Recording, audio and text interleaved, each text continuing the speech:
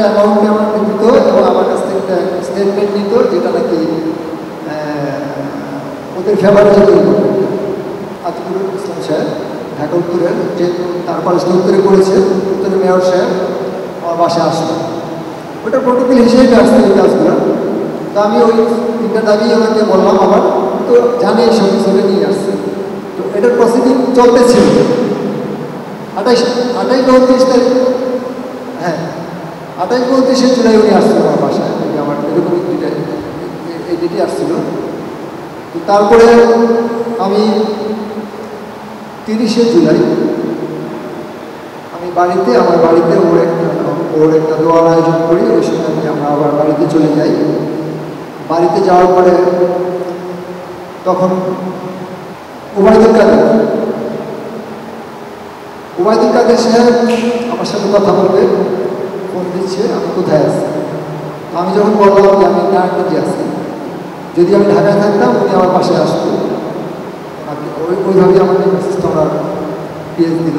তো আমার সাথে ওনাদেরকে ইচ্ছে, আমি যেটা বুঝি যে ঢাকায় আমার বাসায় এসে আমাকে হয়তো একটা এরকমই বোঝা গেছে যে একটা মোটা একটা অ্যামাউন্ট আমাকে দিত এবং আমার কাছ থেকে একটা স্টেটমেন্ট নিত, যেটা নাকি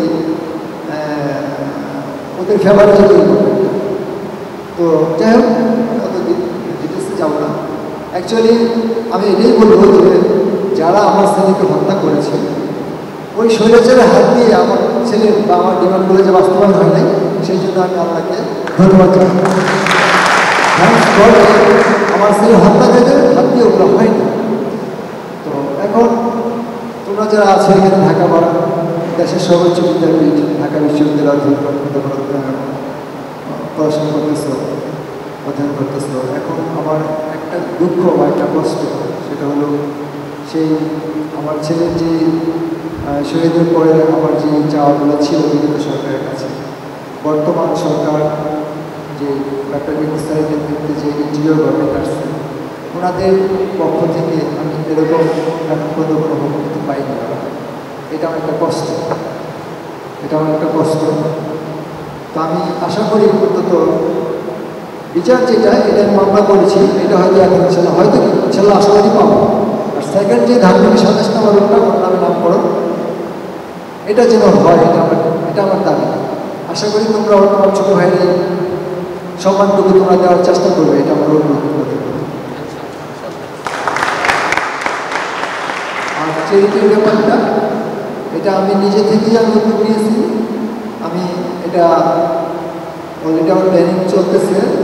আমি এটার নামও মোটামুটি ঠিক করে ফেলেছি, শহীদ ফারহান ফায়াজ ফাউন্ডেশন।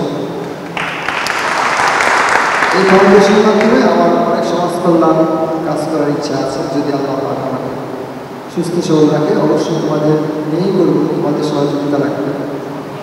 তো যাই হোক, আমি আমার বক্তব্য দীর্ঘায়িত করবো না। আমি ফারহানের আত্মত্যাগ যেন বৃথা না যায়, আমরা একটা সুন্দর দেশ যেন পেতে পারি, সুন্দর একটা শাসন গোষ্ঠী যেন পেতে পারি, এই প্রত্যয় রেখে আমি আমার বক্তব্য শেষ করতেছি।